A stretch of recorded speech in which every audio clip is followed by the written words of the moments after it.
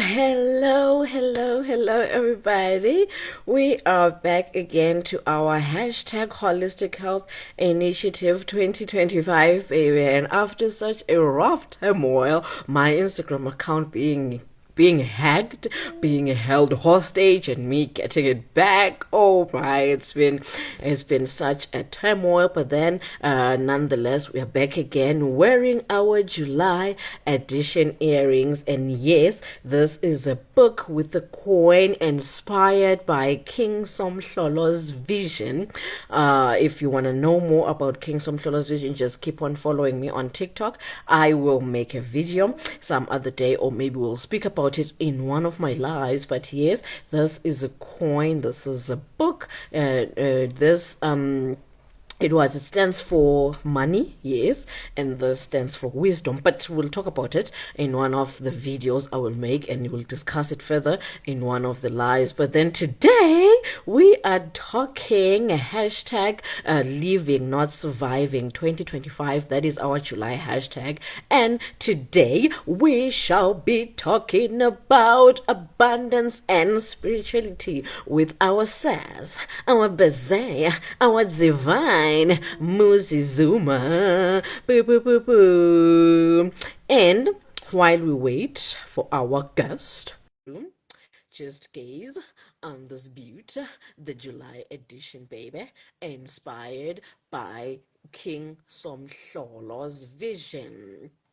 Yes, oh yes. And also, if you're interested in learning how to make them, or you want to buy them, just follow us on Beacon of Light Craft on every social media platform, and then we'll take it from there. So yes. So if you want to win them, just join us when we are summarizing the July initiative, the July lessons, and just tell us what you've learned in the July sessions. And the most compelling comment, the one that captivates our audience, will win themselves the pair of the July earrings, color of your choice. But then let's wait.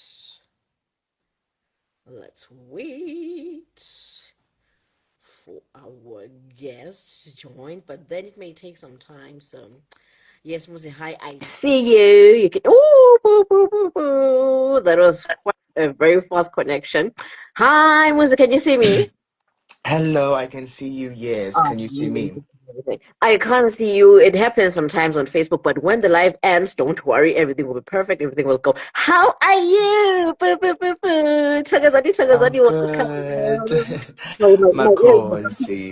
My Makosi. Makosi. Okay. Can you just please introduce yourself? Tell us about yourself and all that, and why you feel worthy to be cooking us on today's topic. Go. Lord, I hate that part. I hate that part. I hate talking about myself so much. Oh my God, I hate it. Today is about you, baby. Today is about you. No, stop. No, I'll keep it short. I'll keep it short. My name is Muzi Zuma, and I'm a single man. I also go by Umakosi Zuma. So we are children of God, children of love and light, and that's who we are. Yeah, so I look forward to today's conversation, and I look forward to receiving what Spirit has to share with us. It should be interesting. It should be interesting. So yeah, that's me, Uma Kosizum.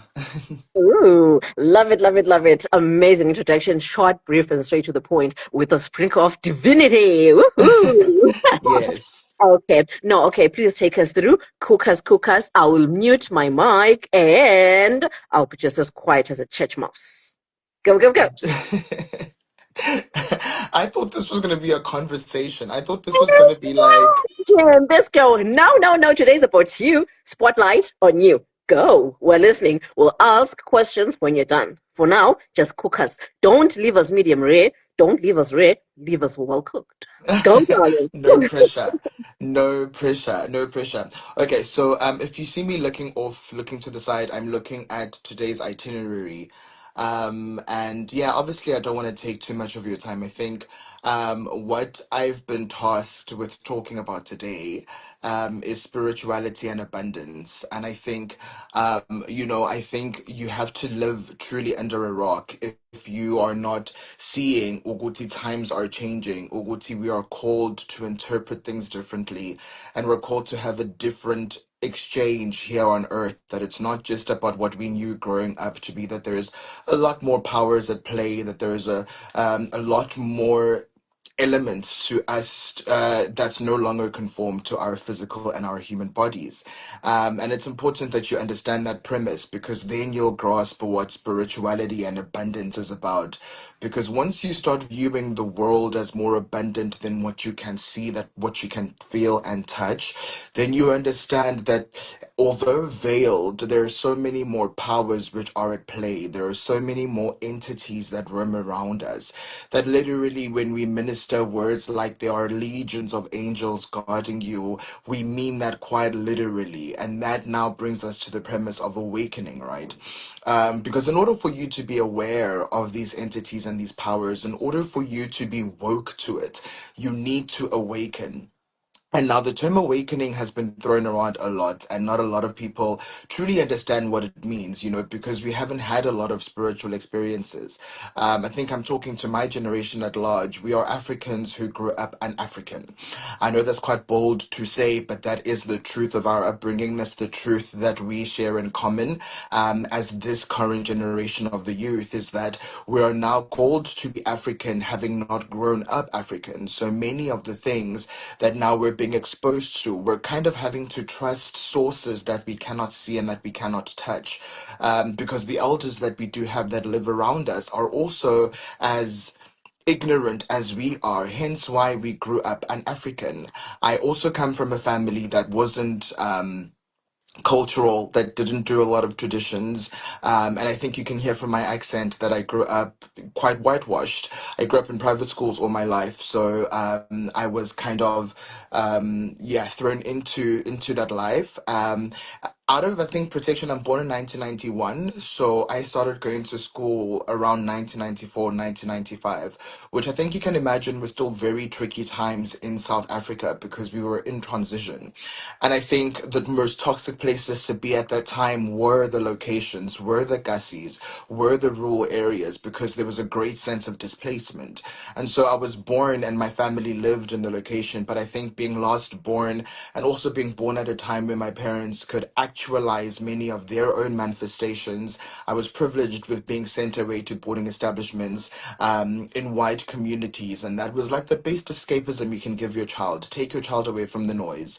And so when I went to those boarding establishments, I was very rarely at home, So even when there were things done culturally, it was always just being there during the pepo next to my dad, not really paying attention or listening to what's being said because I'm young, I'm 6, I'm 7, so what am I going to do? And then afterwards, I was very much a snob, very much a coconut, as derogatory as that term is. And so I wouldn't partake or participate or help as expected from a black son or a black man. I was never assisting any slaughtering. I had no business being a part of any slaughtering. And nobody kind of fought me or fought that at school. So I think that also was important for me. And so now when I needed to come and find my way back, I realized that it is an important pilgrimage for us to go through as Africans, because when we speak of the notion of finding our way back, we need to really question back where. We need to really ask ourselves that when you're finding your way back, you're finding your way back where? And so when my calling was reaching its rapture, when it was time for me to go on my so those were questions that I asked myself. Whereas, like, if now I'm being taken through a traditional pilgrimage where I'm being introduced to a completely new way of life, I need to understand in the back of my mind that now I'm being brought into a space where I need to unlearn in order to relearn. And I know I'm kind of, drawing it out a bit, but I think this is important context for you to grasp just what spirituality is and just what abundance is. And these are notions and theories that you really need to start playing around with religiously if you're wanting to get to the point where you can manifest successfully. So yeah, when it was time and for me to go through my journey and my rapture was happening and I was receiving the signs from me, Uguti, I am called, and then I was, approaching time for me to twasa. These were very important conversations for me, and I think what it answered is that silent question I had, because dare you insult Christianity? But I think as a Christian growing up in church systems, for me, yes, I fell in love with the Bible, the ministry, the worship, the praise, the faith. That for me was important, but I kind of always felt a gap. I kind of always felt a sense of loss because the Bible from beginning to end, and I'm a history buff, so I love reading. A Bible is a book that I've read from beginning till end. I think I'd be lying if I said I was impressed because what I think upset me the most is that I didn't find any relevance in that entire book to me. And when I say to me, I mean to my skin color, where an entire book based on faith, is written from page one till the last page, and there's no reference of any African name. There's no reference of any African identity. There's no reference of any African existence in spiritual sessions. And that for me always troubled me. So yes, yeah, I grew up believing in Jesus, believing in being a Christian and going to church. But there was always that gap, and that there was always that question, Oguti, why are we not mentioned in the Bible? Why is there no name that sounds like my name in the Bible? So are these stories truly mine if we are not involved or mentioned in these stories? And so when I was receiving God's call in my life, that's the God I wanted to find. The God that the Bible failed giving me. The God that the churches have failed giving me, because the church itself looks at me and gives me an extensive list of why I cannot enter church. The ministries always speak ill of me just as an LGBT community member, but now also as a Sangoma. It's a lot of the ministry that happens on African soil is anti-African.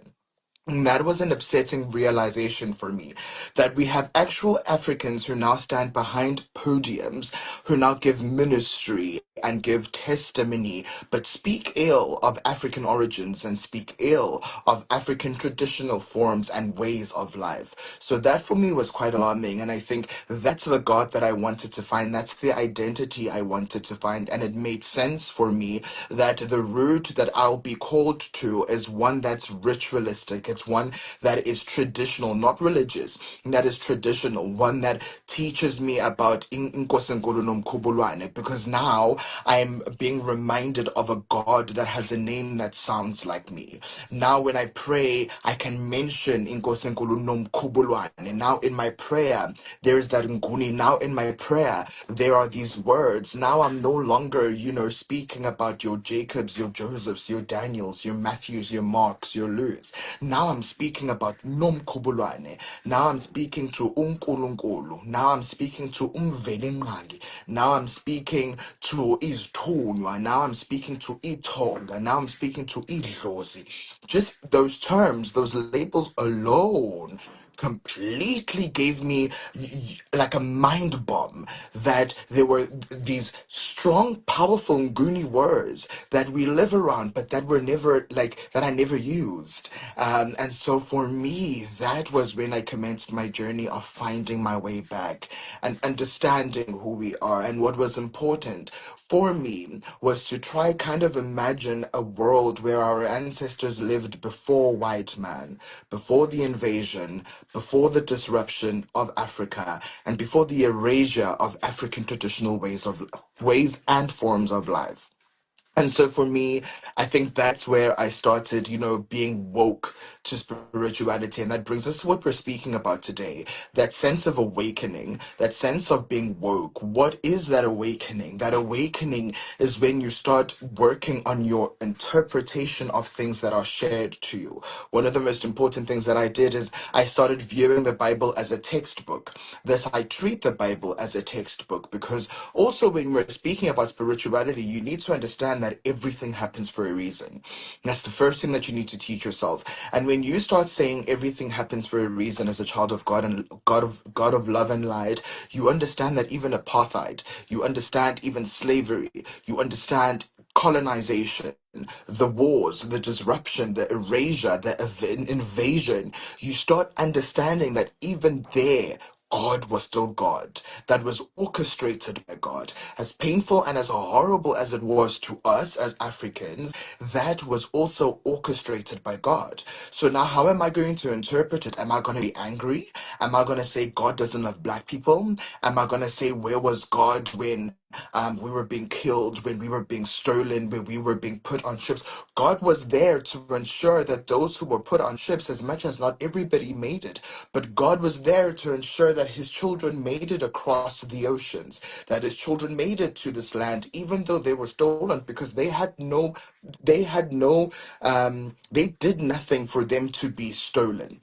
They were just human beings being human beings on the continent that they were born. It was just so unfortunate that time started to change. But you need to start seeing that God there. You need to now start looking at back in our history, what was the race that was attacked? The black race was attacked the most. Start asking yourself, why was the black race attacked the most? Is it then not because it's an incredibly powerful race? Is it not because we come from formidable gods and goddesses? Is it not because God knows that we can weather whatever circumstance, that we can weather whatever storms? And so when I started interpreting with that narrative, when I started interpreting, the scriptures in the Bible, that God does not give his toughest battles to his weakest soldiers. The toughest soldiers get the toughest battles. And when you look at African spirituality and when you look at what it requires, you realize that it really does need a soldier. You realize that it forces you to force your way of being into a society that does not accommodate you as an African, where you are not going to be dictated to, where you are no longer going to allow your mind to be whitewashed, where you understand that your awakening doesn't need to be communal. Your awakening does not need to be praised. Your awakening does not need to be followed. It does not need to be celebrated because it's not for others, it is for you. Your awakening entails you waking up to the Christ in you, understanding scriptures that says you are born, designed, and created in God's immaculate image. What does that say? What does that tell you? It tells you that in you there is a God hidden by trauma, a God hidden by strife, a God hidden by disappointments, by failures, by unemployment, by not getting things right, by being set back, by being abused, by being tortured, by loss, by hurt, by agony.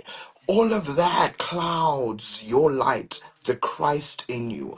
That's the darkness. And so when you are awakening, you need to be like that star. You need to explode through the darkness. You need to shatter your shadows. You need to face that moment. You need to own up to your skeletons in your closet. Deal with that darkness. Feel that darkness. Feel the pain. Let that pain go. And so now what you are doing is you're working on yourself. And I always give an analogy to my spiritual patients and clients that I want to encourage you to start doing something differently. So start viewing yourself like an iPhone. This is not for any class purposes. It's just view yourself as an iPhone. You see, when your iPhone reaches low battery and you haven't been charging and it switches off, when you connect your phone to your charging cord, your phone is going to take some time to switch on. It's not going to be like that Android. You're not going to see the robot pop up. No, you're going to have to wait until you see the Apple. You're going to have to wait those few minutes until you see the Apple. Your body is just like that. If you're going to continue going with your body, if you're going to continue taking your body through the most until it reaches low battery to a point where it switches off, because a body does switch off, we all reach burnout. Understand and be kind and gentle with yourself that you're also going to need time to reboot. That once you are aware, Guti, you've reached burnout, don't run away from that burnout. You're going to need time to reboot. So when you feel at your lowest, when you feel burnt out, feel it, settle into it, Embrace it. It's there for a reason. It also has a purpose to serve. Because now, when you're feeling low, you start realizing that not a lot of people check up on you. Then you start clearing out the people that you prioritize in your life. You realize that not a lot of people come visit you. Then you start tailoring down your circle. You start seeing who's necessary and relevant in your circle and who's not. And you do away with things that are no longer good for you. Because at your lowest, those who show up for you at your lowest are those that you need to keep in your circle. And it's so painful that many times you're left with one man standing. But that's all you need. Somebody, anybody who is just going to be there as a reference of light so that you can also see God working in other people, for you to believe that God is going to be able to work in you. So when we're speaking about spirituality, this is the reworking of your mindset that you need to have. You need to rework, and there's no school that you can go to. There's no institution for it. And this brings me again to why we were the race that was targeted the most in the history. And that's because we come from the actual earth. We come from the actual earth. Ingrained in us through our melanin is the ability to remember, where you don't need anything, you don't need anyone's approval. The only approval that you needed as a melanated person was your birth. The day that you were born, that's the only approval that you needed. You making it to this earth, you reincarnating in this time, in this earth, you being present in this moment. The approval for this moment happened when both of us were born. And so everything that happens thereafter are confirmations or deductions or signs of you being shown that you're walking away to what you approved, to the contract that you came to fulfill and serve purpose for here on this earth. So when you view that, you also view your existence as purposeful.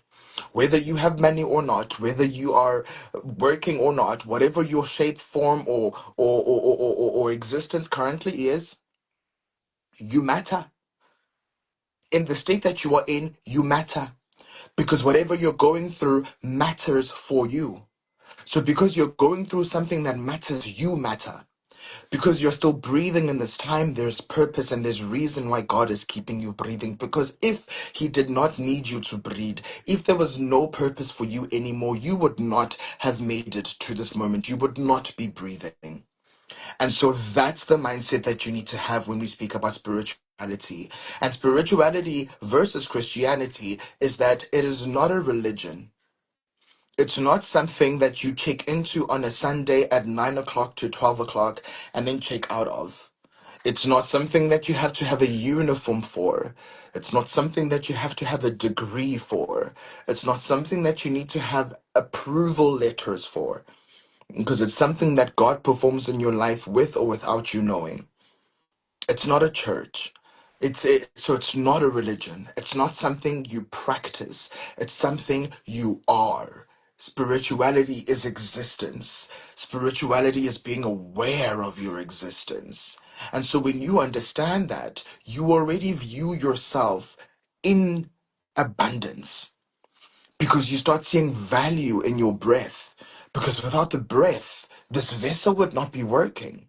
And so when we're now going to, one of the main topics in our itinerary, where we speak about gratitude as a path to abundance, you start realizing it's like without a car, you can't make it to destination A and B. So you start viewing yourself as without this body, without my hands, without the stigma that's on me, without the discrimination that's on me, I'm not going to have a vessel to actualize my dreams.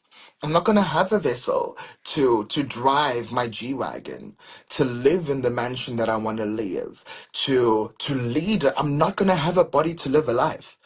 So I need to understand that yes, I may dream of success. Whatever success may be to you, you may dream of it, you may be manifesting it. Absolutely, because we always want better for ourselves. That's who we are. We've got a heart. We always want better for ourselves.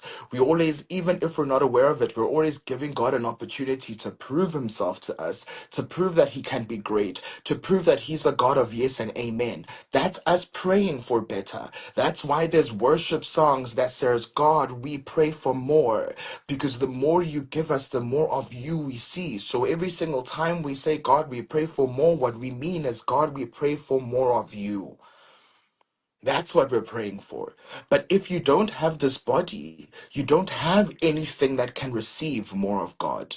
So gratitude as a path to abundance is important, because now, even if you are chubby and people have body shamed you, that very same body is the vessel you're going to need to receive the blessings that you're praying for. So you then need to start loving your entire body from head to toe, every single roll, every single skin mark, every single piece of cellulite, that chubby roll, that gap in your teeth, those dentals, the hairline that's not there, your crooked nails, freckles, your ugly toenails, your flat hips, your flat ass. That's the vessel that you currently have. And that's the vessel that you need to fall in love with and service. The same way you service a car, the vessel that you have right now, you need to service. Which means you need to understand when it needs to be plugged into somewhere, where it needs to build more battery. Take time out, breathe, and recuperate. Do not allow yourself to get exhausted. And even though you get exhausted, understand that even an iPhone needs time to reboot, to recuperate, and then to start up again. So, as with you, if you reach burnout, even if you reach burnout 50 times in your life, it's okay. You're meant to. You're not doing anything wrong. You're not doing anything wrong, because you believe that everything happens for a reason. So even through your season of doubt, it's happening for a reason. So accept it. Don't fight it. That's how you save space. That's how you save energy. You're not fighting things that are already happening. If you are single, you are single. Don't be upset at being single, because now you're fighting being single. Now you're wasting energy on fighting the fact that you're single, but you're still single. You're not going to be in a relationship after being angry that you're single. You're still going to be single. But now you've used up so much energy being angry that you're single unnecessarily. And there's nobody to blame but you. You can't blame God or your ancestors. You wasted time being upset that you're single. You chose it. That's your decision. Man up to it. But even when you're going through burnout, still be kind and still be gentle with yourself. And so now build that gratitude. Don't wait for material things on earth to be grateful. Be grateful for the breath in your body. Be appreciative of it. Be grateful for you as you are and appreciate yourself. And once you start doing that, once you start appreciating things that you naturally have, then you start attracting things that resonate with what you are appreciating. If you are appreciating the breath in your body, you start being able to attract things that will breathe life into your life. So now view abundance literally as what it is: an inestimable amount of something, an invaluable entity. There's no price to put to it. There's no definition for it. There's no value for it because of how extensive it is. It is abundant, which means you cannot count it. You cannot register it. You cannot fully comprehend it. It is abundant. When you think you are halfway, you could literally just be in the first percent. When you think you are almost at the end, you could have just done 10% of it. You don't know how big it is. You only have the reference of you as a human. That, oh my God, I just got a job that's 60,000 Rand. What? That's almost triple what I got in my last job. That's abundant. No. And if you're blessed, if your destiny includes 6 million, what's 60,000 in comparison to 6 million? But because now you've already over celebrated the 60,000 that you've been given, you view yourself only worthy for 60,000. You now limit yourself. You say, God, you've answered my prayers and you've given me the 60,000. I'm grateful for the 60,000. You remain in the level of 60,000. But if you don't look at the value, if you don't look at the figure, the price, you start saying, oh God, you've answered my prayer. Oh God, you've elevated me. You've tripled what was my earning yesterday, which means you've done anew in this current energy that's now. You've taken me, Lord, from 20,000 a month to 60,000 a month. What now can I do with that energy?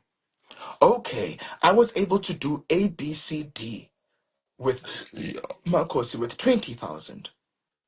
Sit down, have a list. What else is now on my to-do list? What else do I need to fix? What else do I need to get? And that's why if you prioritize family, as is the notion of Ubuntu, and you're just like, now we're not gonna hunger. Now we're gonna go from shopping at Cambridge to now shopping at Checkers. Now my children aren't gonna wear Pep every single day. My children are now gonna have civvies from Ackermans. I'm not now just going to put 150 rand of petrol. I'm now going to put in a full tank. That drain that's clogged at home, I'm now going to get that guy to unclog it. I know there's a broken window. Let me fix that broken window. We're out of sugar and groceries. Let me get more food and groceries. So now what you're using with that energy, you are investing that energy that you've received in it giving more energy and things that you need in life. When you get food, not just for yourself, but for others, you show God that God can bless you so that He can bless through you. That you're not going to take advantage of the wealth that He brings to you. That you're going to use it for the betterment not only of yourself, but of those who are around you. Because you are focused in the food of life. You always want to be nourished. You are investing energy into things that nourish your not only soul but your body. Because remember, you're grateful for your body. You know that without your body, you don't have the ability to move.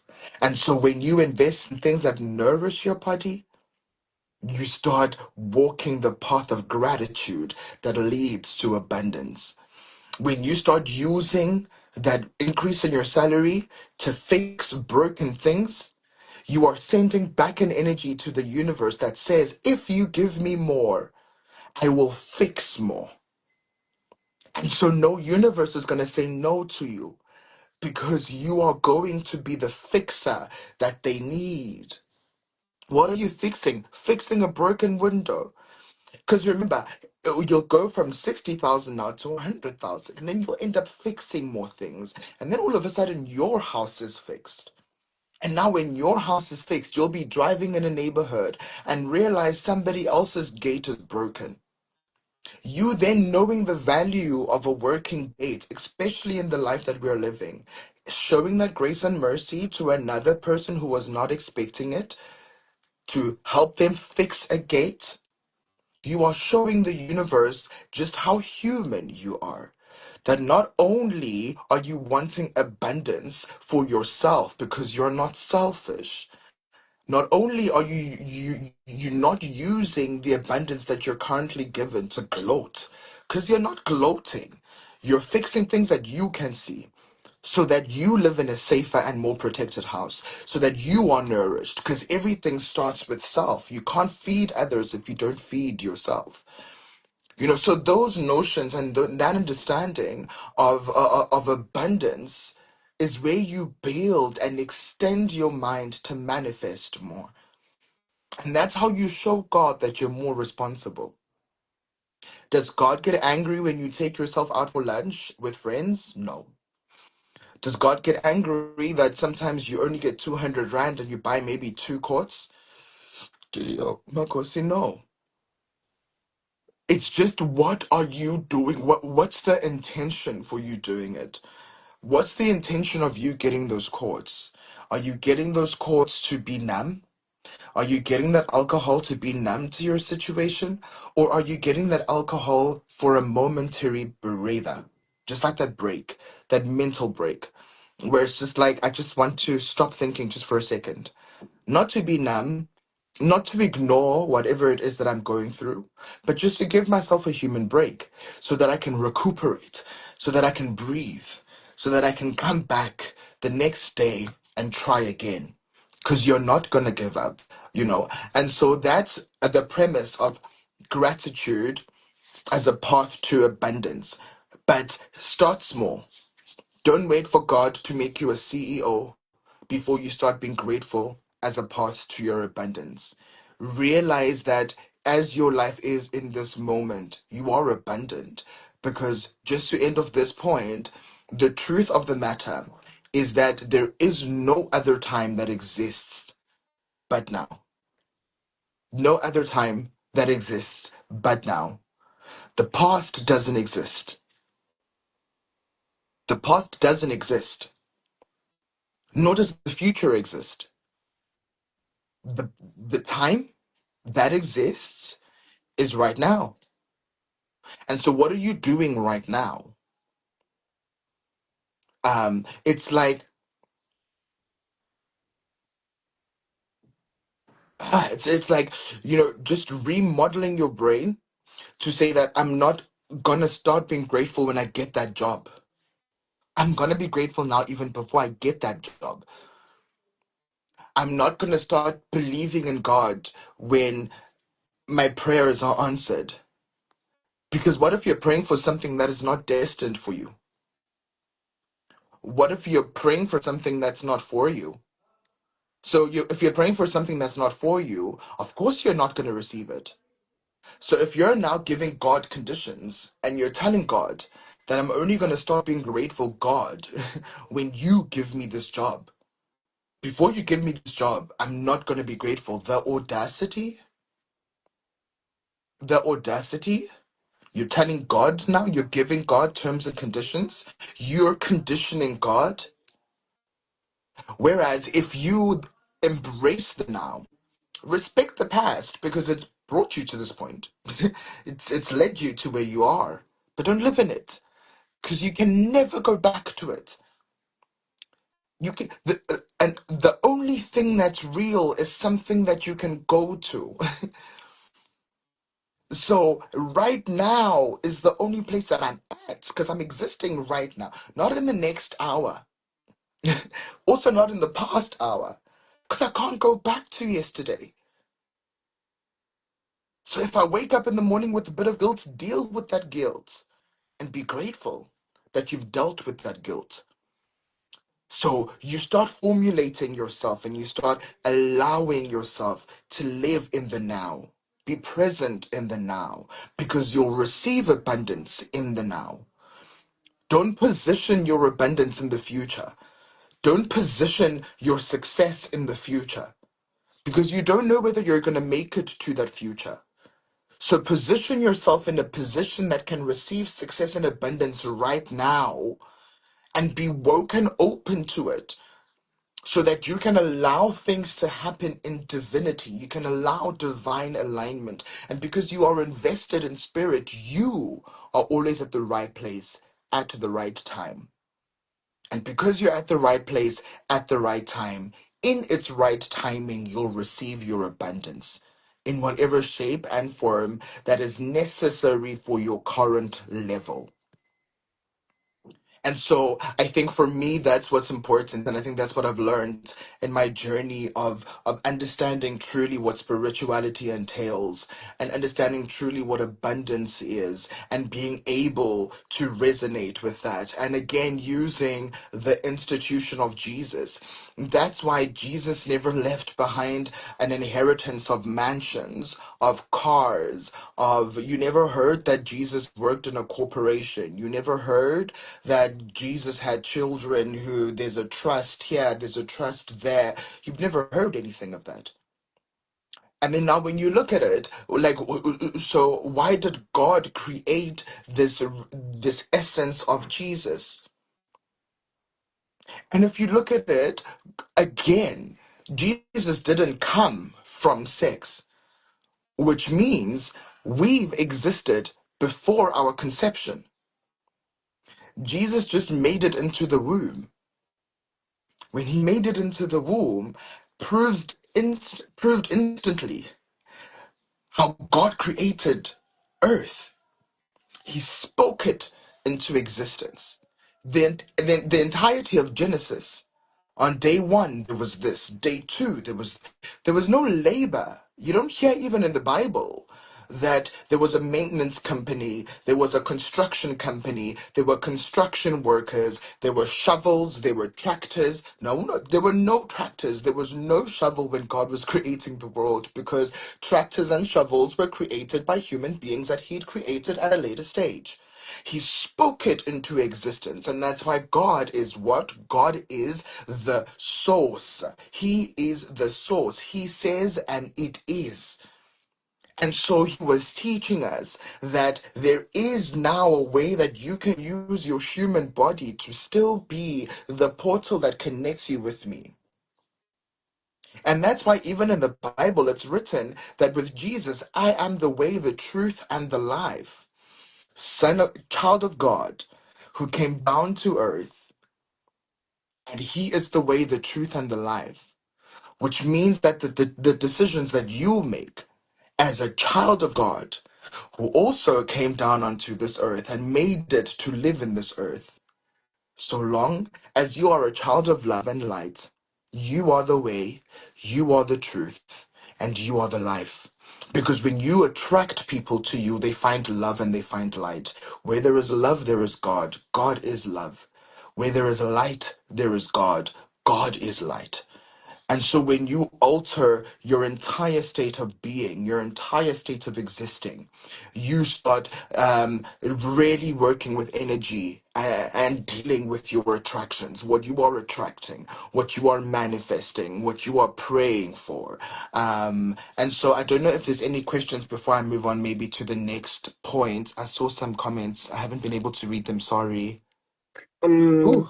it's just Wooshly Wave. He's just saying you are his powerhouse, and he would choose you over and over and over for president of life coaching. Woohoo! Thank you, Vushi. Vushi. Thank you, Vushli Wave. Yes, yes. No, I'm still here. I'm still absorbing. I'll just, yeah, just go on. Go on, my love. This is amazing. Come on. No, but that's it, you know. I think for me, like those are important things. I always say, Uguti, the reason everything for me has just been interpreted this way because when I twassed, so when I was then introduced to African spirituality, I didn't twass it to become a sangoma. I didn't twasa to be a healer. And that's why during my twaso, I wasn't focused on learning the herbs and learning the spells and the different ways of doing things, the different ways of healing, because I was still focused on my own healing. I went into it as a healing journey, seeking healing, knowing that I needed healing, knowing that I needed God to do me anew, knowing that I needed God to really now, as he says, he's starting me over, to really start me over. And this is now where we move on to speaking about, you know, the abundant mindset versus the scarcity mindset. And in the same breath, also speak about, you know, manifestation and visualization, and how that works, right? And so, when you start dealing with whatever it is you're dealing in this moment, for me, what was important, and like I said, I've always challenged myself to always try think back in time at a time where our ancestors were living on this continent before white man even came to Africa.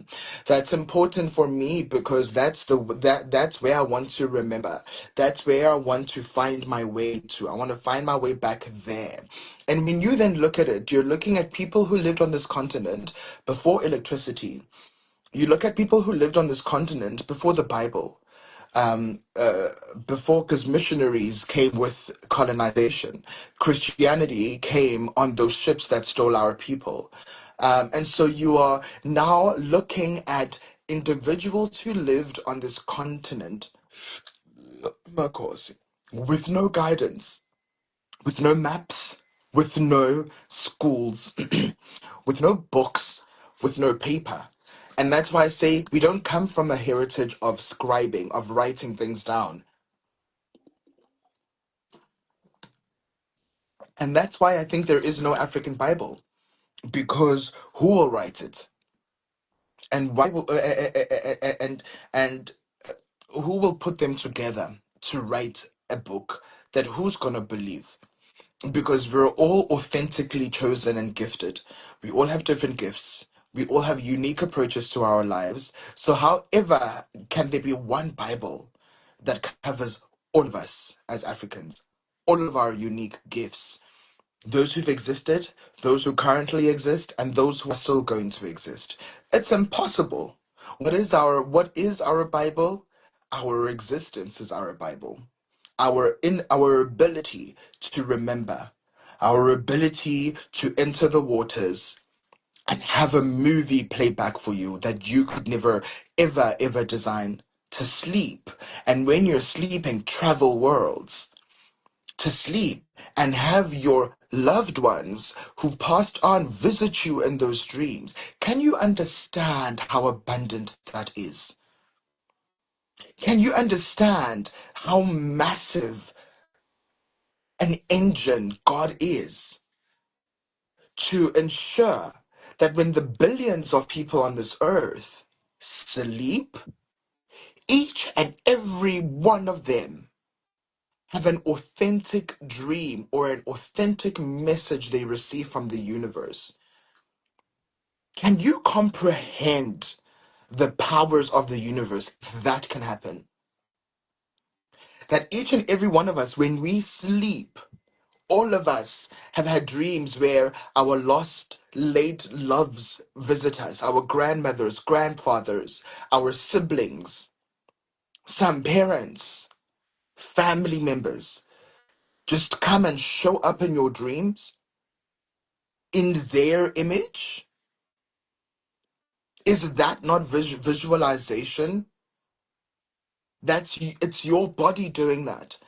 It's happening to you or doing that. You are controlling it.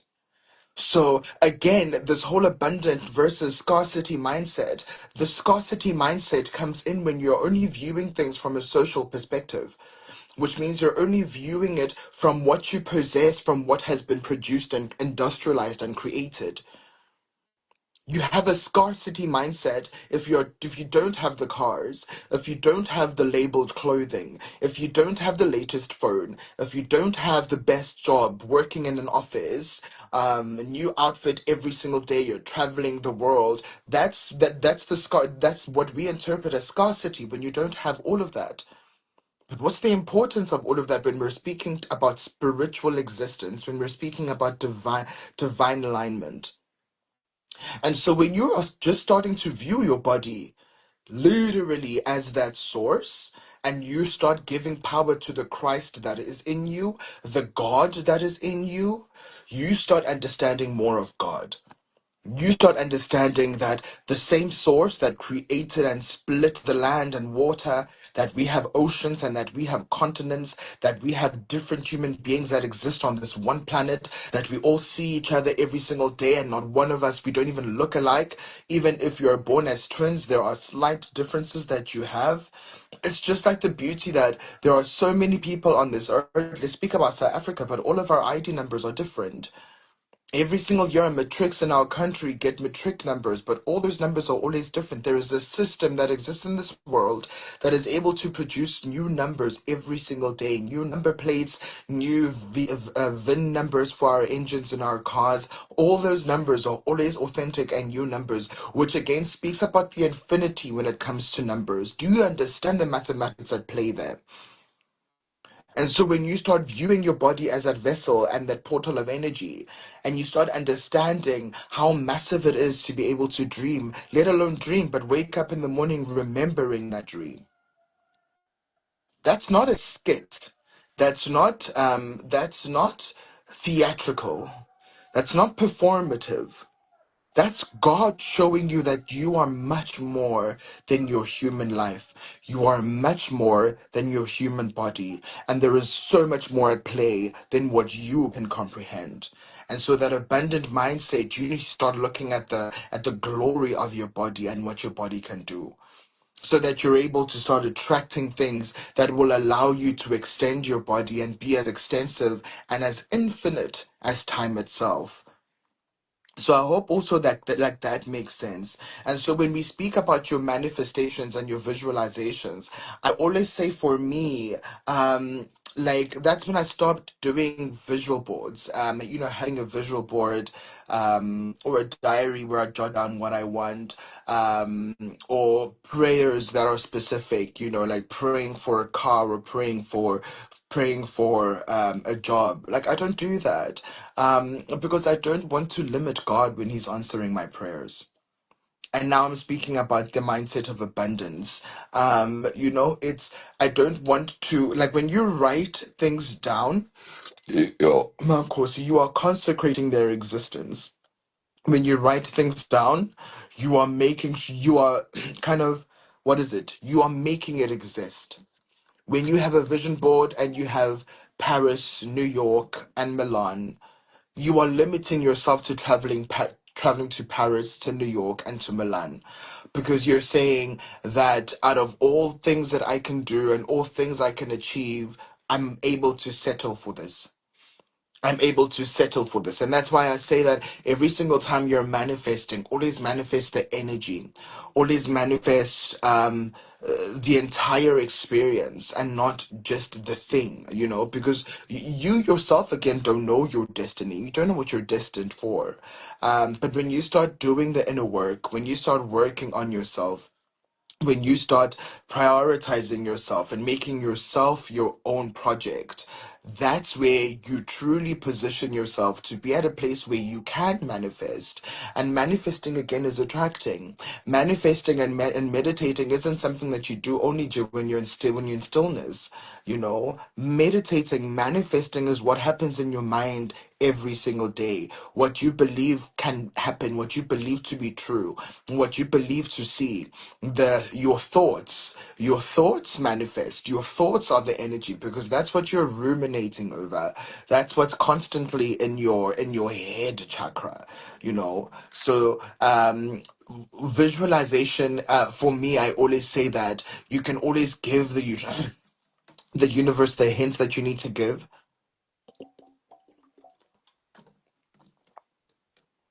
but always just dream bigger, because there is bigger, there is so much more, and there is so much more to accept. Yeah, so I think we've covered gratitude as a path to abundance, manifestation and visualization.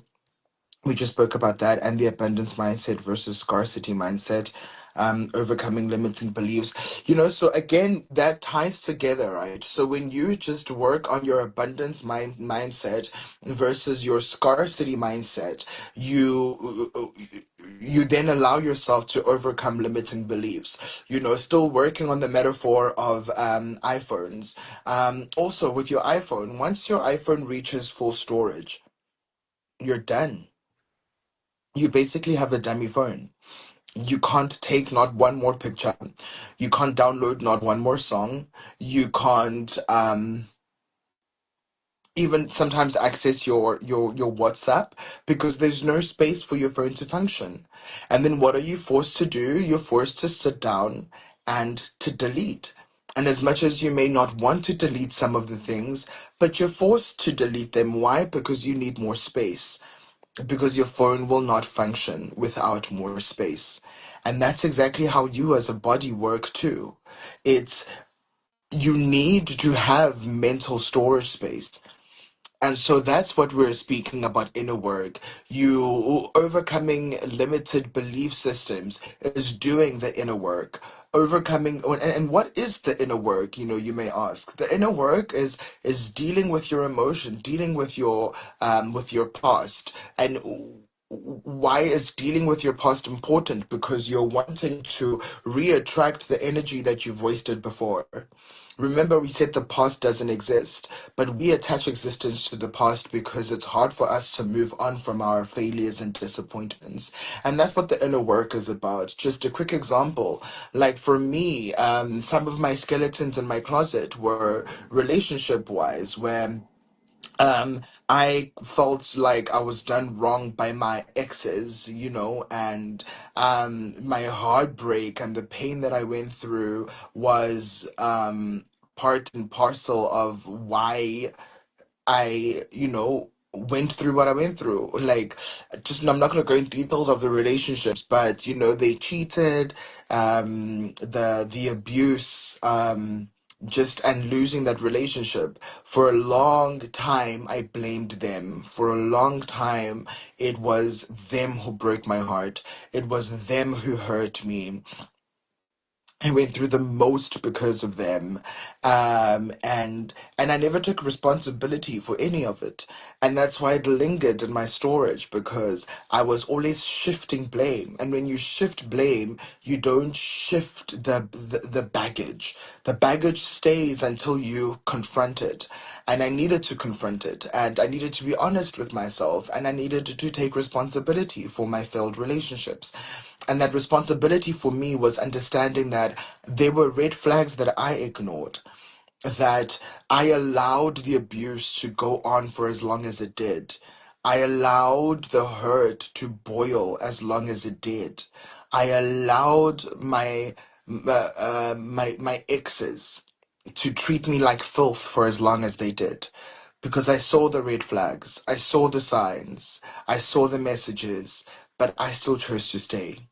I still chose to ignore that, under the premise that, oh no, they will never do that. They will never cheat on me. It's not happening. It's not what.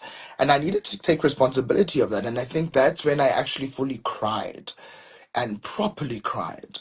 And that's when I understood how tears cleanse the soul. That's when I just understood the beauty of it all. And um, and yeah, so I was grateful for that.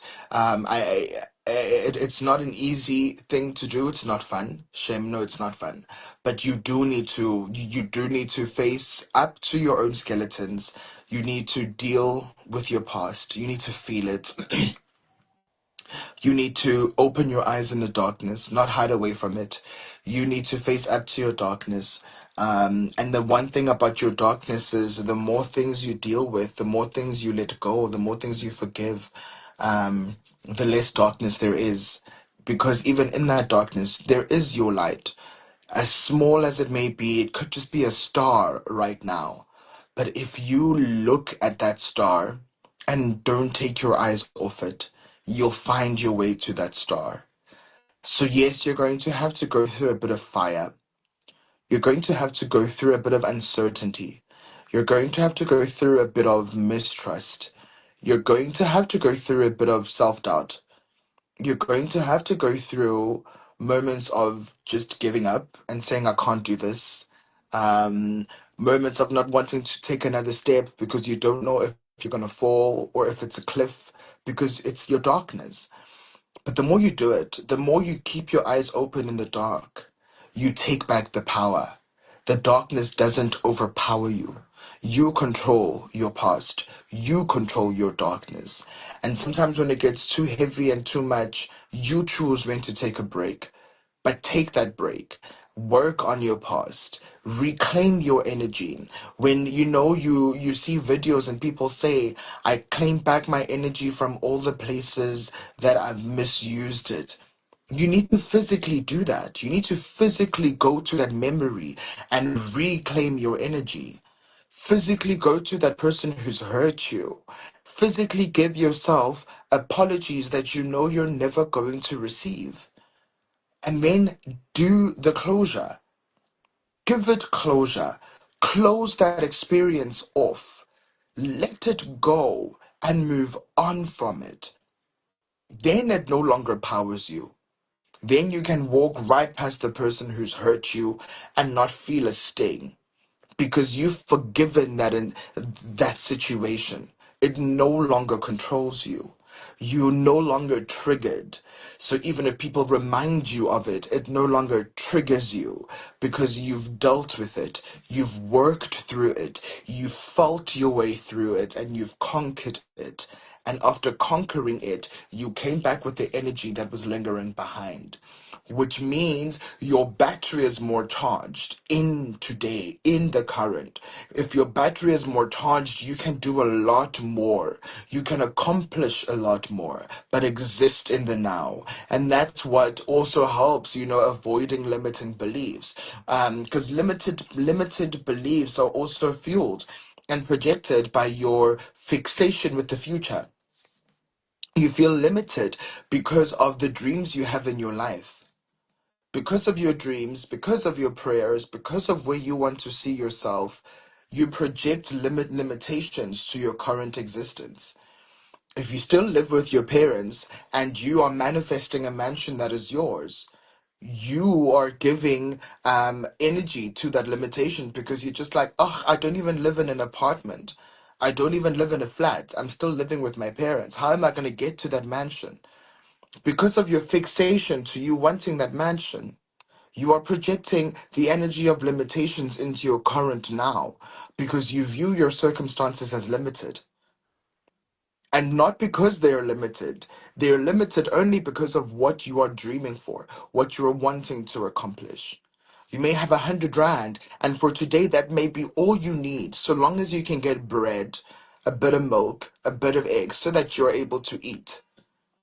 But you'll view having 100 rand today as a limitation because you're wanting to have 1 million rand in your account. So even though you're not ready for that million, but right now you will feel like you're limited because how can I get to that million if I have 100? And then you no longer use that 100 for what you're meant to use it for today. So how are you going to attract that million? Because that million will come with its own uses. That million isn't coming to you to stay in your bank account. It's coming to you so that you can use it in building generational wealth. How do you build generational wealth? Start working on your generation right now. Utilize what you're given. Utilize what's been made available to you. Utilize what you have access to. And don't view it as if you're limited. Do what you can with what you have today. And be grateful for what you have and what it allowed you to do today. Bring yourself back from the future. Bring yourself back from what you are wanting to live. And exist now. Because life is a mirror. There's just a glitch. Life is a mirror. So when you look at yourself in the mirror, you can't go into the mirror. And if currently you're not smiling and you're frowning, your mirror is going to reflect that. Your mirror is going to reflect your tears. You can't go into the mirror and wipe your tears from the mirror. You can't go to the mirror and turn your frown upside down and smile. You have to do it because the mirror doesn't exist. It's reflecting back to you what you are and what you're giving it to reflect back to you. It's not reflecting back to your future self. It's reflecting you currently, and you can't fool yourself.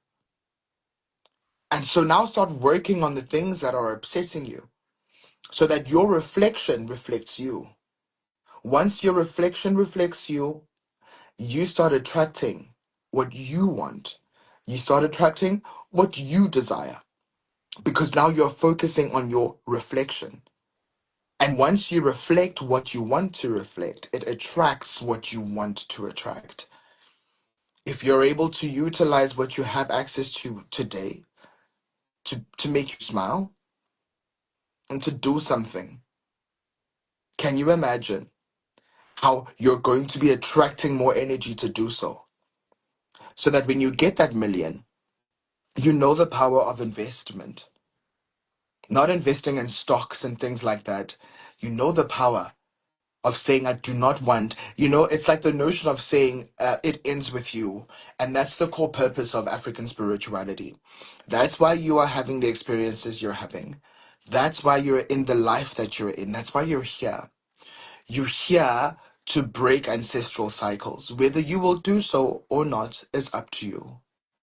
But your purpose here is to break ancestral cycles. And if you give up along the way, you will go back, of course, and somebody else will be born and try again. You will also have to come back and try again. That's what reincarnations are. You know, God creates for a reason, and He gives you that destiny.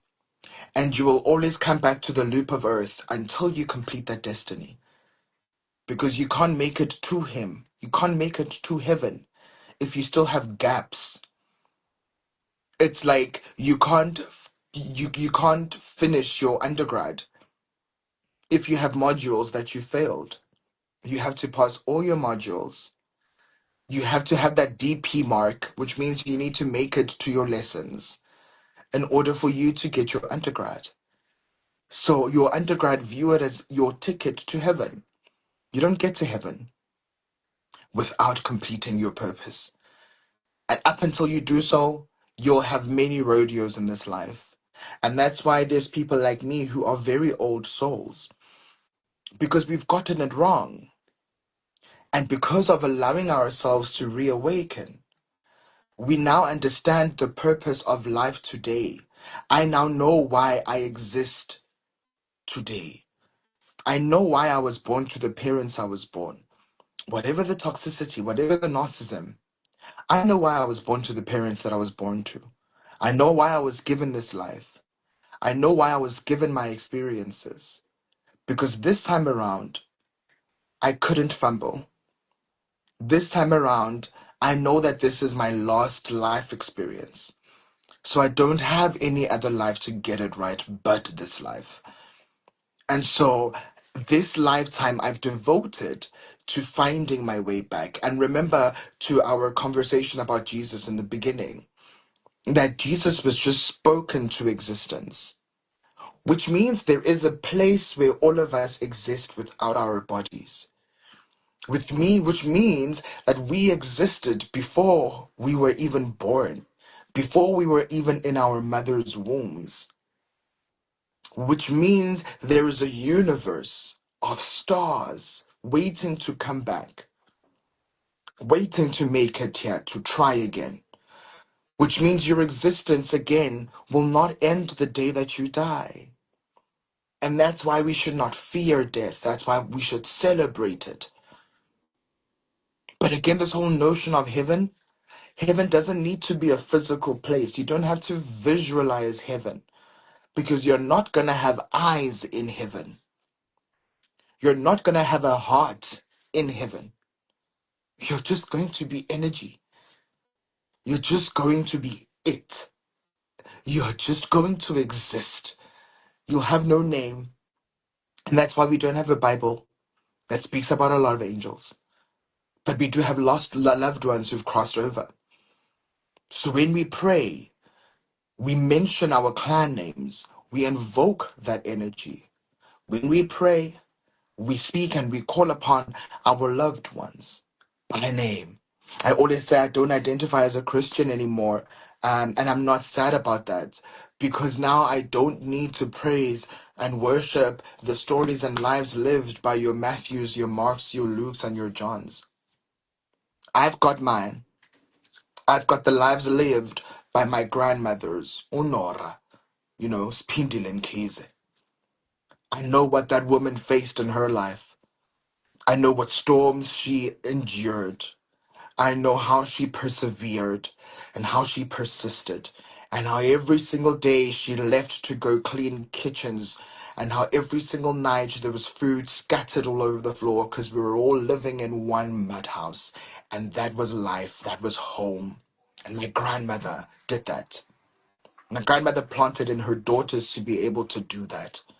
So when I pray and when I'm asking for strength to persevere, I ask God to reincarnate in me the spirit of my grandmother. I go back to God and I'm just like what you were able to do to my grandmother. I'm hers. Can I have that ability? I call her by name. She's an angel she's named. I've got my paternal grandmother who was able to handle life vicariously. Got my brother who was life of the party. So I've received my Matthews, my Marks, and my Lukes, and my Johns. Now, when I pray, I celebrate that because they did not end when their lives ended. They don't end in me. I carry their stories in my heart. Everywhere I go, they go. And so will happen with my children. And that's why we are being called. That's why we are being chosen to wake up right now. That's why it feels like a massive rapture. Because now the African glory is tired of being mum. Now we are approaching the time where Africa returns to its greatness. Now we are returning to a time where Africans are great again. And we're not going to be oppressors. We don't have oppression as part of our history. We don't know how to oppress. But now we are being called because it ends with us. It ends with us. For new beginnings to sprout again, you have to believe and claim that it ends with us. Not to prove, not to be celebrated, but to be like Jesus. That same construct of Jesus, become it. Because what Jesus taught us, even if it was a different race, but he taught us how to be Christs on earth. He taught us how to be of love and light. He showed us that it's possible for human beings to be children of love and light. So be that, become love, become light, embrace everybody, see everybody, become a better person, become the Christ that resides in you. Give birth to the God that lives in you. And then, and only then, will you start attracting what's yours. When you embrace your light, you start attracting light. When you work on yourself and your storage, you create space to attract. You create storage to be abundant. And that's what's important. What you're able to do now, what you're able to do with your energy. And I think that also speaks about the role of generosity with abundance and attracting abundance. God blesses you to bless through you. I know this has been a long live, but I'm going to be wrapping it up soon. But yeah, the role of generosity in line with abundance. God blesses you to bless through you. He doesn't bless you for you to be great again. God is not a God of singular. God is a God of, he's a plural. It's plurals. He will bless you to bless through you. So with your manifestations and your prayers, how do they benefit others? How do they benefit society? How do they benefit your immediate family? How do they benefit you? Like, what can you do with it? What are you going to do with it? And how is it going to bring God glory? How is it going to let people find their own light, find their own billions? How are you going to inspire others to become billionaires? He will not make you a billionaire for you to be the only billionaire. He will use you as an example. But what are you going to do as that example? Are you going to be a light that paves the way for others to follow? Remember, I said that paves the way for others to follow, not that you are being followed. Two different things. Are you going to be the example that wants followers? Or are you going to be the example that paves the way? Remember, when you're paving the way, you're breaking through doors, you're breaking through walls, and you're leaving them open. You're not looking back at who's coming behind you. You don't care who's going to walk through that gate. You don't care who's going to open that door. You don't care whether they've gone through pain or whether they've gone through what you went through. You don't care about that. Your purpose was to open that door, not open it and then shut it. You open it, you walk through it, and you focus on the next door so that anybody who comes behind you doesn't have to go through what you've gone through, but finds an opened door so that they also reach the same glory that you are reaching. And that's the responsibility of not only just being a chosen one, but about being called. You're called to break down barriers and boundaries. You're called to be a way maker, a miracle worker, a promise keeper. And you don't have time to look back at who's following you. Because after this door is the next door. After that door is the next door. After that door is the next door. So that people who follow the pave and the path that you are paving never get stuck. And so that's the purpose. That's gratuity that allows you to attract abundance, because you are not retaining it. You're not being selfish with it. You're not being brutal with it. You are allowing it. You're allowing God to use it for His other children. And that brings us to our closing points, which is trusting in the universe for abundance, aligning purpose and calling with prosperity, healing financial trauma, and spiritual practices for abundance and financial health. So when we're speaking about this, just in closing, we're all speaking about truly trusting divinity, truly trusting that everything happens for a reason. I always say that everything happens for a reason, but every reason has its season. So I want you to feel encouraged today. I want you to feel empowered today. I want you to feel seen today. And that's something that lacks a great deal in society. But understand that everything is unraveling the way it's meant to unravel, with or without your doing. Know that awakening is not easy. It's not a one timer. It's an everyday life. It's not a job. It's your life. It's you. So when you find your light, you're finding yourself. And it's not an easy thing to do. But it's so worth it, and it's so beautiful. And to those who've listened now, and to those who are going to listen to the recording of this, just know that you're doing the best that you can with what you have. Like, okay, how we summarize our life. This is how we're going to end it. Blah blah blah. That's where I just ended everything.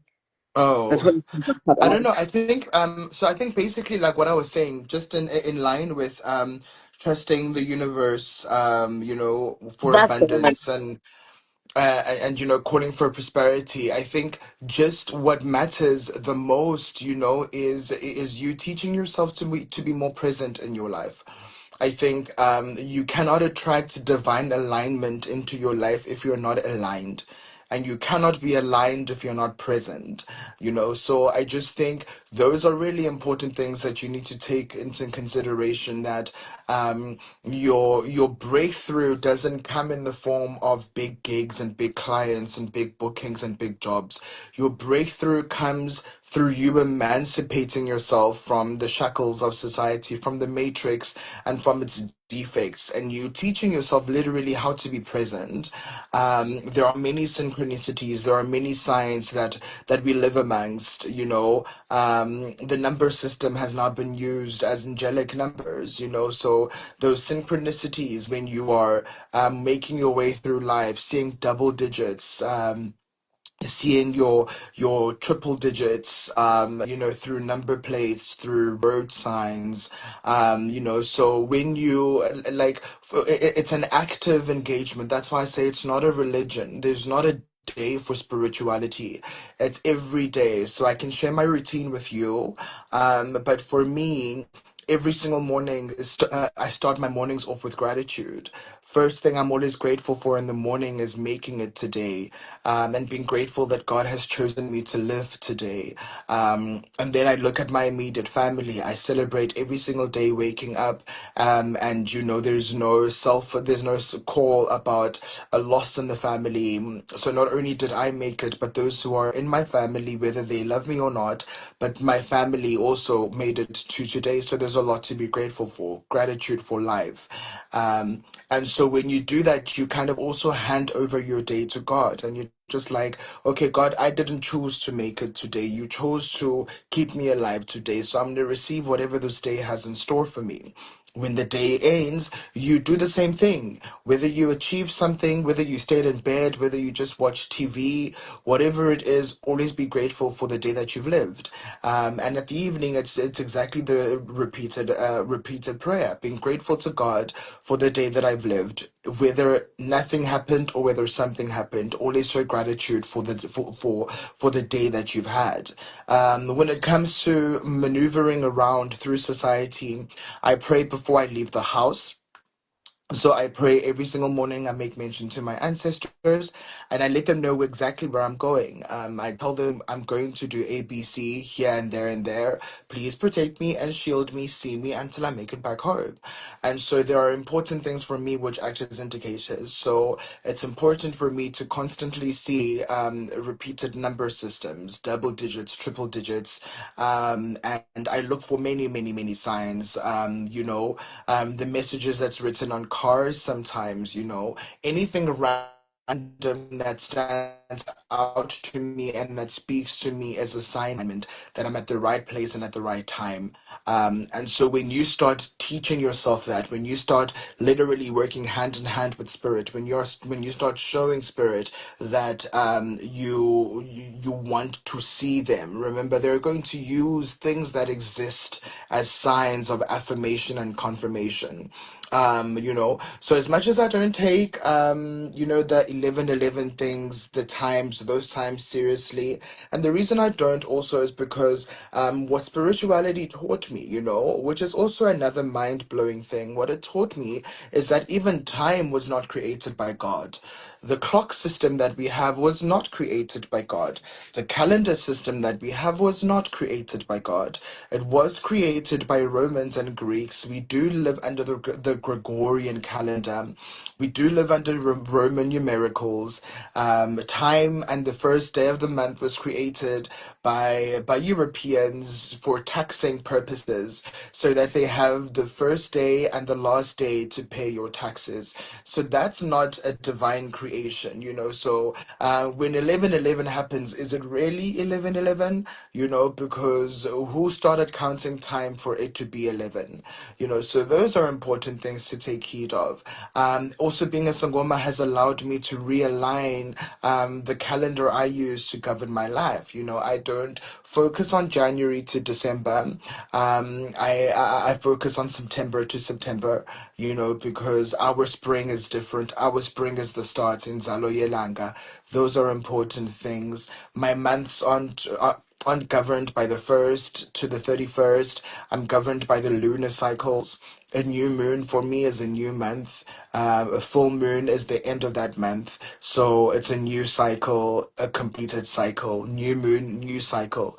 So it's new moon, time for new prayers. Make your prayers, make your requests to God, and give God that cycle until the full moon to answer some of your prayers. When the full moon comes, you show gratitude to that cycle. You sit down and you see what God has done in that cycle. You are grateful for what God has done, answered and unanswered prayers, and you keep it going, you keep the cycle moving. So those are very important things. I'm not saying let's be ignorant to the time. There are things that we cannot change. We cannot change the calendar, we cannot change the time, but remember, our spiritual notion and mantra is that everything happens for a reason. So God approved the time schedule, God approved the calendar system. You just need to find your way through it. You need to find your way that you can exist as authentically as you are, that you can exist in the presence of your ancestors in the social system that you find yourself living through. And that's the true crux of the matter. That's the true beauty of alignment, where you don't find fault in the world and the way things are. You find purpose, because when you choose to find purpose, you choose to look and find God. But when you're finding faults, then you are going backwards, because now you are saying God is flawed. Now you're saying God makes mistakes. But in closing, we do not serve a God of mistakes. We serve a God of purpose, a God of love, and a God of light. And there's only two things that you can ever get from this God. One, it's either you get a blessing from God, and the second is you either get a lesson from God. So if it's not a blessing, it is a lesson. But after learning that lesson, you'll realize how blessed you are with that lesson.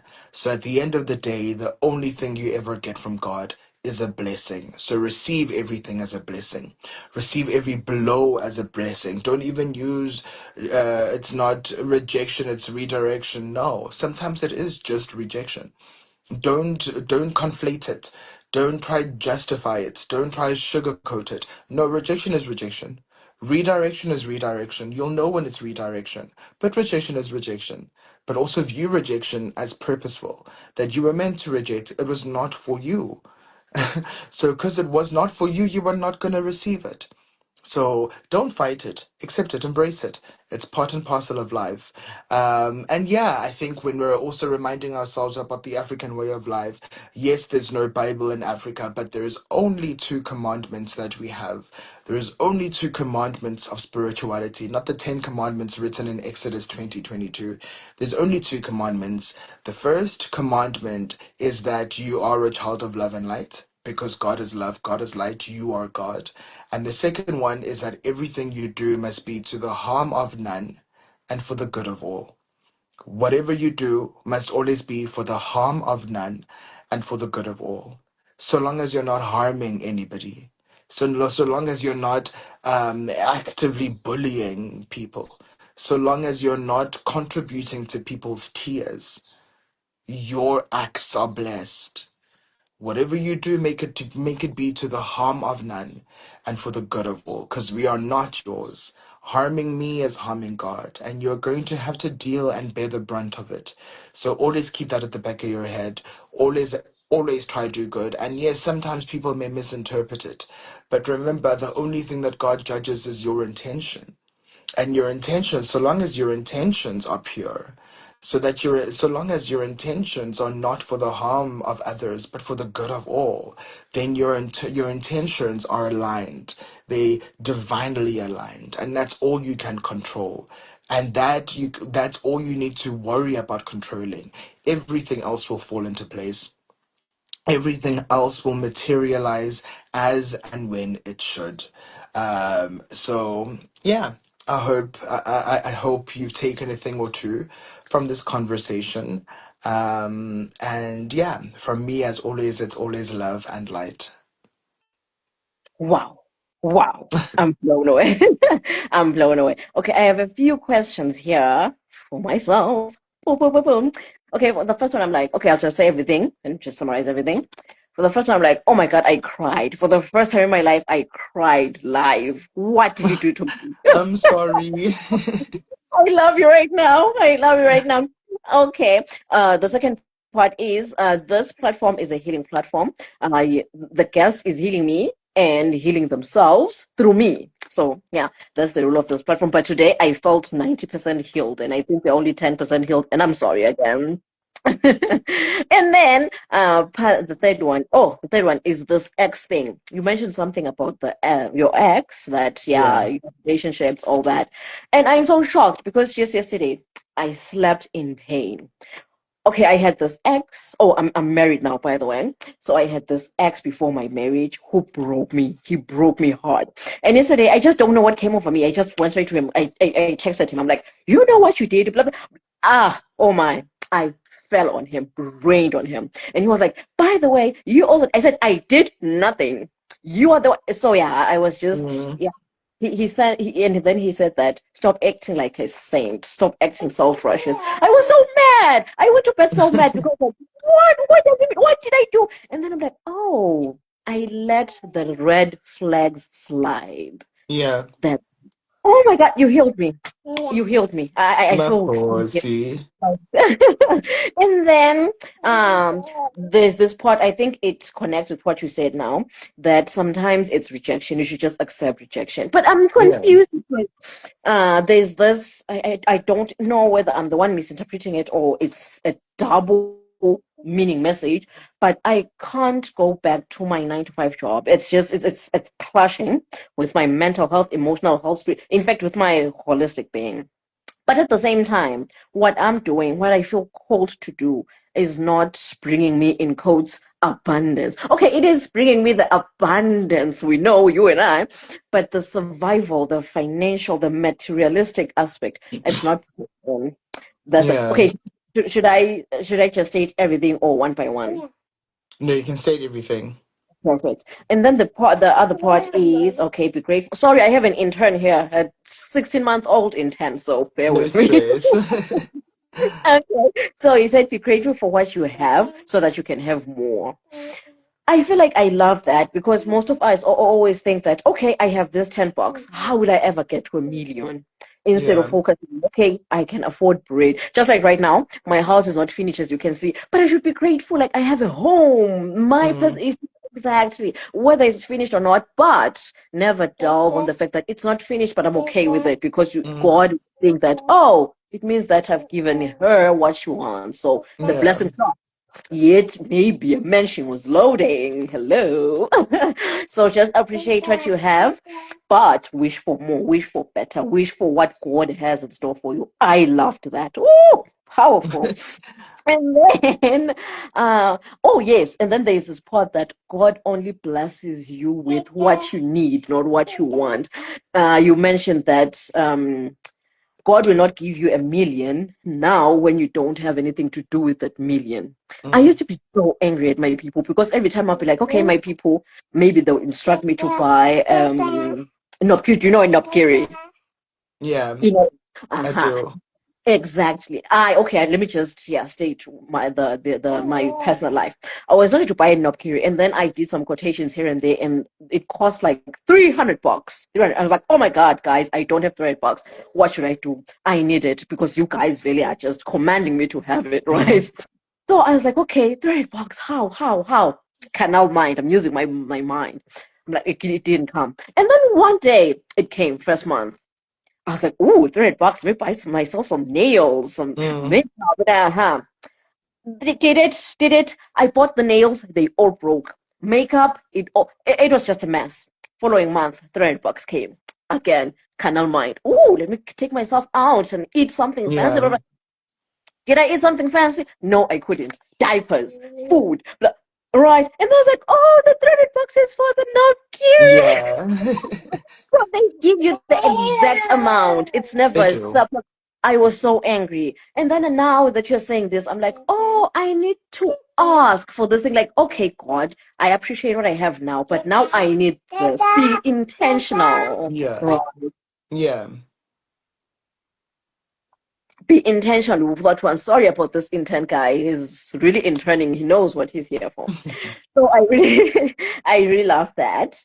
And the part about reincarnation. Oh my, loved it. I'm also an old soul, but I am rebelling hard this time around. This lifetime around. And I'm like, what is happening with me? But now I feel like you validated my feelings.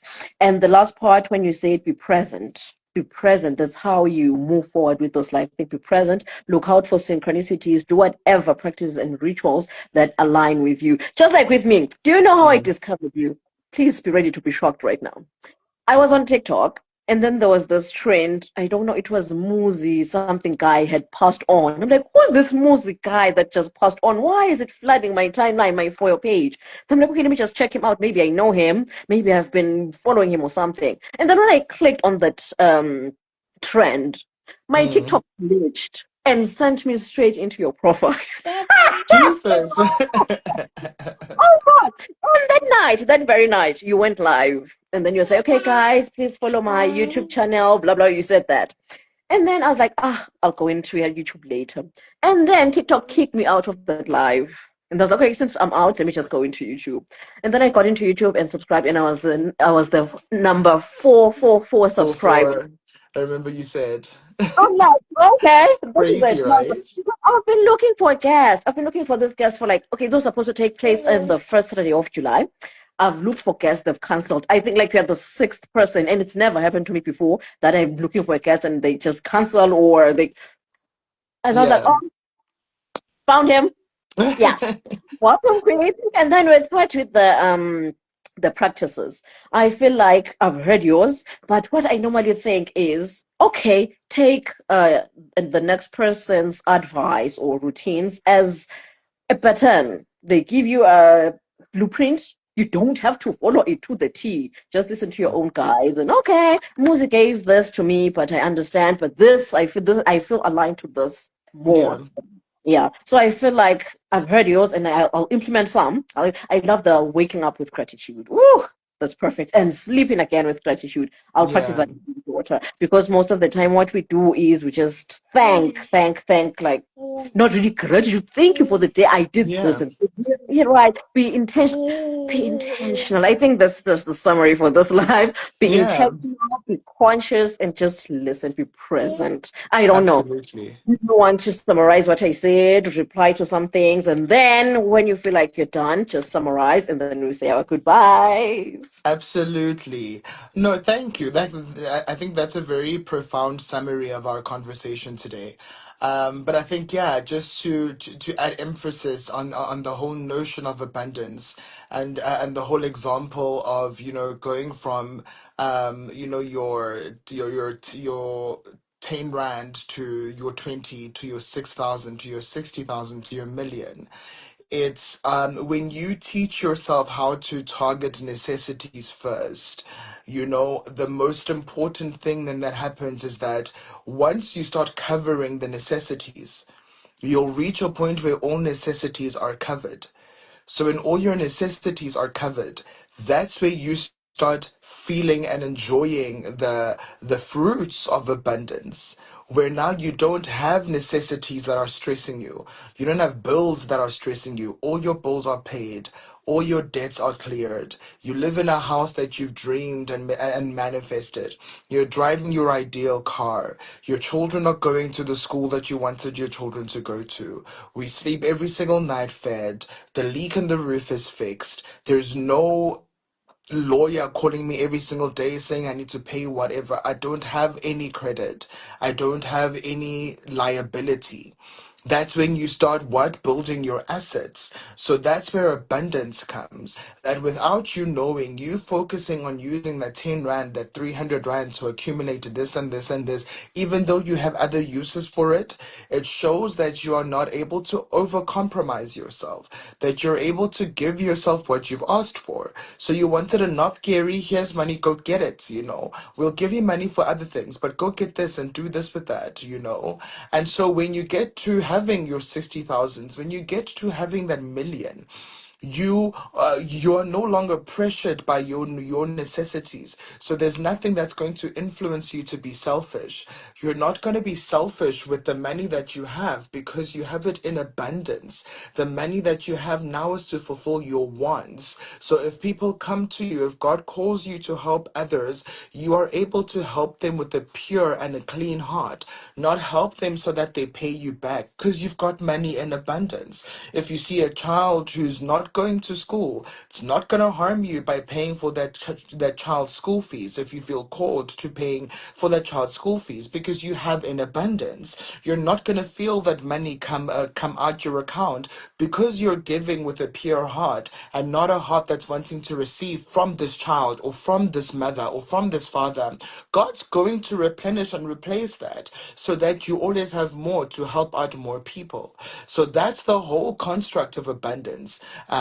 Not just having money that piles up and up and up in your account that you're not using. God will never give you resources for you not to use. That's what I'm saying. If there is no action plan, if your dreams aren't big enough, if your ideas aren't big enough, if your ideas don't need an investment or an influx of 1 million rand, you are not going to receive 1 million rand.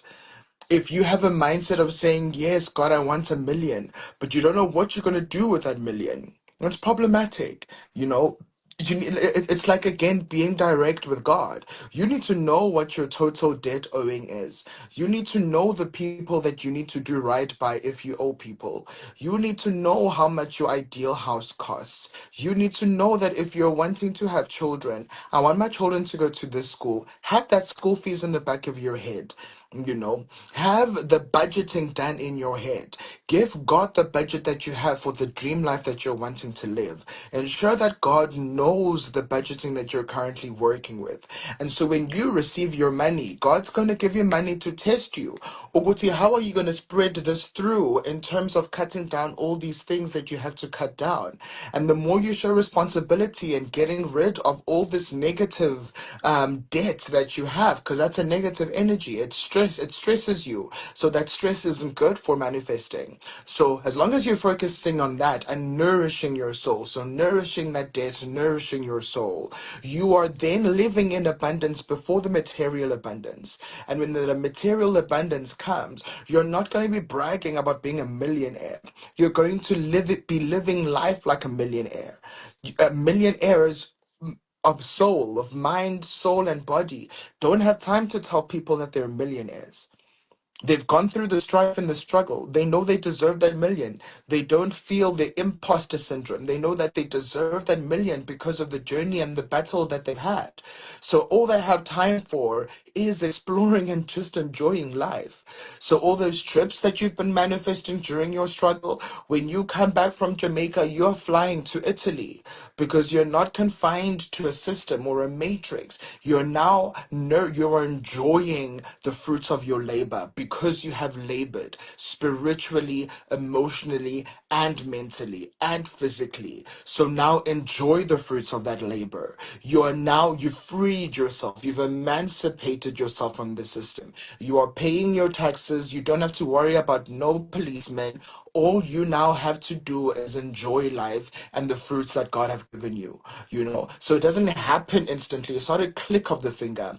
So as much as you have to work through the scarcity mindset, you also have to work through your imposter syndrome. And that's why I say working through your darkness is important, that you can't give space to your poverty because you'll then feel like an imposter in wealth. And then you'll always feel like you need to prove it. So it becomes performative. And performative things, a performance always comes to an end. If you are accumulating wealth to perform it, to look down on others, to put others down, to be selfish, that performance will come to an end. God will end it because God's the one who gave you those resources. So when you prove and you show and you teach yourself how to exist in your current circumstance, your existence doesn't change because your bank balance has changed. You'll still remain the person that you are, the person that you were during your struggles, during your battles, during your breakdowns, even in your season of wealth and financial abundance. You will still have that good heart. You will still, even when a neighbor comes to knock and ask for a cup of sugar and you have 2 cups of sugar left, you will give that neighbor a cup of sugar. You will still be that person. You will still have that kind heart. You will still have that good heart. And that's why God will then allow that level of abundance to come to you. You're not looking for a platform. Exhibit A, like for me, even with my lives, I do lives sometimes and there is 5 people there. I speak on my TikTok live and there is whatever number is going to be there. It's not about the numbers. Um, it's not about the likes for me. I'm not a content creator. I'm not an influencer. So I'm not trying to go viral. I'm not trying to get the numbers because I need to make brands happy. I don't have that. I don't have that contract with brands. My existence on social media is like my album. My TikTok is my album. I share my life and I speak about things that matter to me, and I heal the way that I can through the platforms that I have. And that for me is the purpose, to share the gospel of God, to share the beauty and the glory of grace and mercy, to show what it's like in real time to be a child of God, what it's like in real time to have faith, to be hopeful, what it's like in real time to be broke, but not show that you're broke, not feel like you're broke, to in real time show my generation that it is possible to find your way back without losing the kind of person you are. And that's why for me, imposter syndrome wasn't a thing when I was, going through my dwaso, because I was just like, God chose me as I am. I didn't fill out an application form. I didn't submit, he didn't get me from LinkedIn. I didn't go to God and say, hey, God, Yeah, choose me, call me, I'm here. I didn't do none of that. But God still chose me. God God God chose me as with my sexuality, with my sexual orientation. He chose me knowing that I wear makeup. He chose me knowing that I love long nails. I love short things. I love being sexy. I love looking classy. I'm well kept. I look after my health. I'm high maintenance. God chose me knowing that I'm high maintenance, and so He knew that He was going to be able to maintain me. God chose me with all the flaws that society has pinpointed to me, all the flaws that society has given me. That about being my God doesn't care that I'm gay, black, purple, blue, white, I speak English or whatever, because He's not focused on that. He doesn't mind that. He created nails to exist so that we can explore, clothes to exist so that we can have fun and dress differently. He doesn't abhor that. It's not a sin to him, and that was beautiful. Is that I didn't need to prove myself to God, like how sometimes we have to prove ourselves in churches. I didn't have to do that. I was already qualified when God called me. I just needed to admit and embrace and accept that qualification, not to brag, not to uproot myself, not to position myself higher than others, but for my own enlightenment, for my own awakening, for my own grand rising. And that's important. And I think that's what many of us need to learn, that and that's why God does his most beautiful work in isolation, because he doesn't want distractions. He doesn't want you to get lost or the clutter to influence you or have an impact to you. He's very cautious and he's very private with his greatest marvels. And so if you are feeling like you are being isolated, know that God is in your territory. Know that God is about to do a greater level of work for you and in you. So yes, manifesting, that term sounds amazing. Visualization sounds easy. Abundance sounds amazing. Prosperity, wealth, richness. These words feel good. They have a good energy because they are good, but they're not it, and they don't end there. So always be your projects, I will repeat, and just work on your mindset. Your Marcos, your mindset is the most important. Always have an endless well of love to offer. Always have an endless well of wealth to offer. Wealth, whether it is monetary, wealth, whether it is in these sessions, wealth, whether it is just in seeing others, in the hug that you give random strangers, in opening doors for the elderly, in offering your chair to somebody who's struggling, in extending that 2 rand to that person who's at the robot, whether they buy drugs with it or not. You don't care what they do with it. You are inviting the energy of giving. If you have that 2 rand, give that 2 rand. That's the energy that you're giving so that you're able to receive. Also, again, harm none, good for all. So the whole thing of return to sender, unnecessary. Don't do things of returning to sender. Don't worry about revenge. God will avenge you. He's in control of vengeance. He will avenge you in his own divine timing, in his own way. So receive whatever things people do to you, and know that your tears don't fall on the ground, and that's the only assurity you need. So don't get your hands dirty. Don't get your heart dirty. Don't become a filthy person, because you will attract filthy things. And yeah, in closing, I think, like I said, I'm very fulfilled with what Spirit has shared with us through me today. And like I said again, also, living and existing in the now. There's no preparation that I did for this sermon, for this session today. You don't prepare when you live in the now. And for me, I've worked on my spiritual identity. I've worked on my spiritual presence. I know how to be a child of God, the fasting that matters, the fasting that I need to go through. So I know that because I'm connected 24/7, Spirit will always speak through me what it needs to speak and when it needs to speak it, because I'm not trusting my own knowledge. I'm not trusting my own education or what I've gone through, but I'm trusting the God that resides in me. I'm trusting spirit, that spirit will always offer what it needs to offer to those it needs to offer it to. So that's the level of existence you need to get to. And that's how you need to exist in the present moment. I don't think we would have gotten this deep, or as deep as we got today, had I pre-planned everything yesterday, had I had notes, had I written down anything, because I would have now been inviting the energy of the past into this current moment, and that would have had its distortions and conflictions. But today has been able to be as beautiful as it has been because it was what was meant to be presently shared today and how it was shared. So I hope you'll use that also as a routine that you'll invite into your life. Remember, it's not about getting it right or getting it perfect one day, but in closing, take it from me. As long as you alert God, as long as you make God aware of your every movement, then you're doing things to align yourself.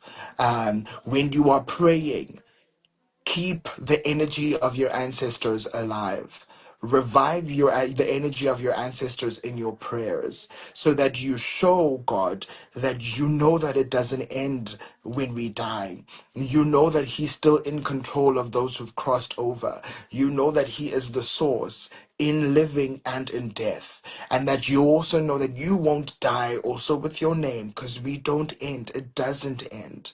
Yes, this may be my last life and I don't have any further reincarnations, but it means I've come a long way, and that for me is what I believe rest and peace means. When your soul is at rest and now you're just a star. The Lion King says it.